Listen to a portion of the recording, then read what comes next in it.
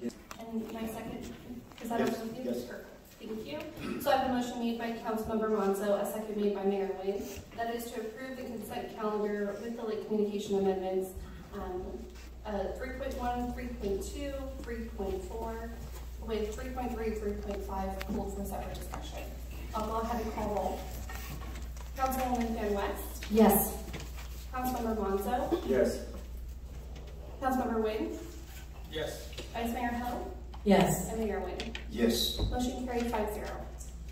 Item being approved, 3.3, receipt of fiscal year 2022 to 2023 and your comprehensive financial report and related statement. Councilmember Manzo. Thank you, Mayor. I would just like staff to give us a report on this, so that community can hear as well. So thank you. Of course, thank you. Good evening, Mayor, Vice Mayor, Council. This is our financial reports for fiscal year 22-23. There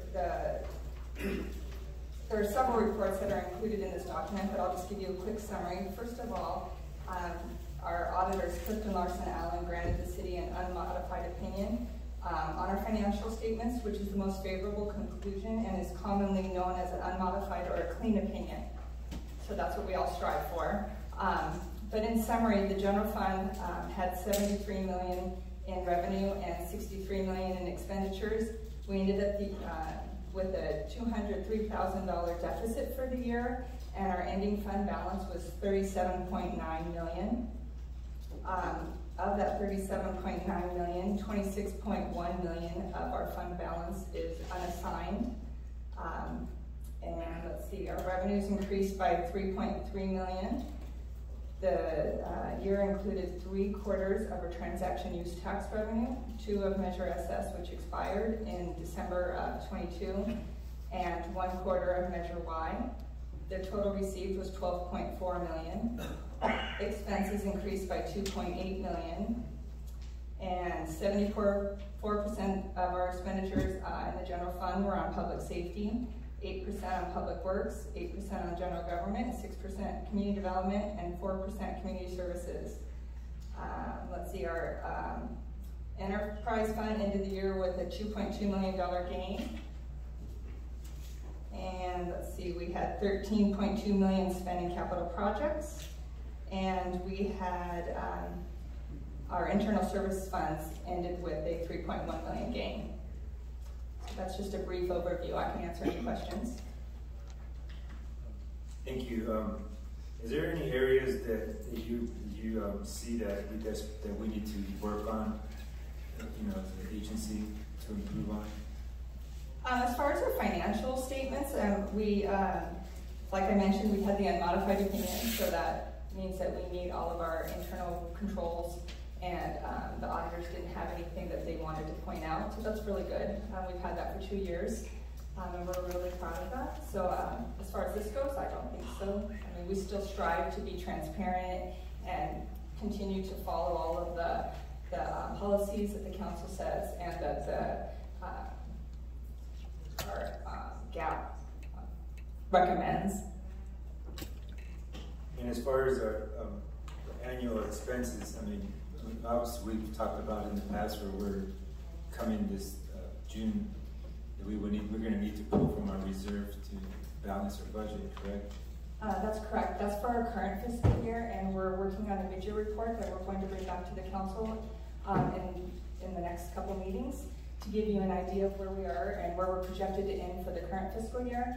This is last year. We did have a projected deficit bigger than what we actually ended up coming up with, but we did end negative. It was our first negative balance in several years. I want to say 4 or 5, but it was only $200,000, so that was good. Part of that is our expenses are low because we have a lot of unfunded positions. Some revenues came in better than we expected. We were lucky and we got Measure Y, so that helped. Okay. I appreciate that. I just wanted to make sure that we give the community an opportunity to listen to the report. So thank you. Any motion? Motion to approve. Second. I have a motion made by Councilmember Monzo, a second made by Vice Mayor Ho. That is to accept the financial reports for the fiscal year ended June 30, 2023. I'll go ahead and call roll. Councilwoman Van West. Yes. Councilmember Monzo. Yes. Councilmember Wynn. Yes. Vice Mayor Hill. Yes. And Mayor Wynn. Yes. Motion carried 5-0. The next item being approved from consent calendar is 3.5, adoption of plans and specification and authorization to solicit construction bids for the Garden Grove Boulevard street improvements projects from Edwards Street to Beach Boulevard, project plan number P-2563. Councilmember Benson. Thank you, Mayor. I just had a question as far as, I know you're going to go out to bid. So the question is, anticipated time of completion. Yes, good evening, Mayor, Vice Mayor, member of the council. With your approval tonight for the plan and specs adoption, we plan to advertise the project next week with the anticipation of coming back to you for a project approval in May, construction commencement in June, completion in October. And again, it's weather permitting. It's been a wet and wild season. And the next question is, I was looking, going through the notes on the plans. So once you put the proposal together, it's going to include all the notes that are on the plan? Correct. As far as all the work? Right, all those are construction items that will be included in the contract for the contractors to bid.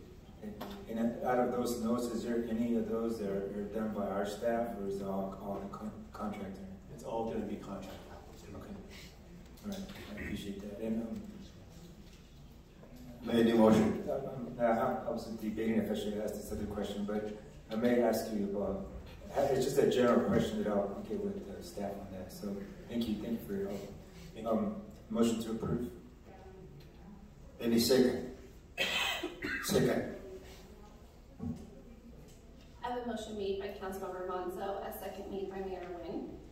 That is to approve the plans and specifications for the Garden Grove Boulevard Street Improvements Project from Edwards Street to Beach Boulevard, P-2563, and authorize the Public Works Director, City Engineer, to approve minor modifications to the plans and specifications to accommodate requested revisions from public safety and utility agencies, and authorize the Public Works Department to advertise and solicit construction bids for said project. I'll go ahead and call roll. Councilwoman Van West. Yes. Councilmember Monzo. Yes. Councilmember Wynn. Yes. Vice Mayor Hill. Yes. And Mayor Wynn. Yes. Motion carried 5-0. Next is regular business. Resolution approving exception to the 180-day waiting period to hire the carpenters retired in Newton in accordance with the government code section 7522.56 and 21224 or 21224. This I'd like to, is there something more for this? Yes, please. Good evening, Mayor and City Council. So this recommendation is based on the fact that we are looking to bring back a retired annuitant, Officer Steve Eifert. He has been with the organization for over 20 years and he retired in December. The way that CalPERS works is we can make individuals what's called a retired annuitant, so they can return back to work for us, but there's usually a 180-day waiting period with very few exceptions. We are asking to waive that exception so that we can bring him back immediately to work in our 911 dispatch unit, which is in critical need of support. Okay, is there any questions? My question to you is can you prove the need to have him coming back? So we are currently have 3 people in training, and those 3 individuals are not considered part of our staff count because they're still in training and they can't work independently. We also have multiple people who are on leave at any given time. And so it's a 24-hour operation. We run it bare bones as it is, and anytime somebody is not available to work, we are unable to provide, we may be unable to provide the services as quickly as we would like to. Chief? And Mayor, if I may, just to add a little to what the HR director is saying, we're at critical numbers in staffing in there. While we have 3 in training, which will help when they're out of training, but training in there takes a long time because it is a very technical job. We're down to 9 dispatchers when we should have 14. We currently are having officers help, and we're also using a large amount of overtime to backfill positions because we have minimum numbers to put into dispatch. For a 24-hour period, we need 6 dispatchers. And remember, our total number is 9 that we have right now. And that's 6 for every 24 hours, 7 days a week. Bringing this new addition back, he is a trained police officer and a trained dispatcher. So we'll be able to put him in there. He's plug and play ready. So that is why we're trying to speed things up. In addition to the 9, we have, I believe, 2 that are going to be going out long-term on FMLSA leave, putting us in even more of a critical need for dispatchers. I appreciate for your justification on that, but I just want to make sure that we don't stop at something and then just continue to go this way. Do you foresee any more of these coming up in the future? With the hiring efforts we're doing, I don't see too much of this. We're in a unique situation. Not too many police officers are dual trained with dispatching. He's one of the few. We do have a few more, but none of the others that I know are in a position to retire. If they were, we'd be before you trying to get them as well because we have the need. So I don't see it in the future unless there is a retirement or 2 that I'm not aware of that they're going to retire soon, but no one has informed the department of that. So this is just a unique exception. Okay, thank you. Mr. Mayor, I have a question. Yes, please. So, Chief, my question is with Officer Stephen, how long has he been retired or have been out? Officer Eifert retired, I believe, in December. We immediately asked him if he would be interested in being a dispatcher or fulfilling the role of dispatcher. He was interested and agreed to that. Unfortunately, with PERS rules, we had to wait 180 days.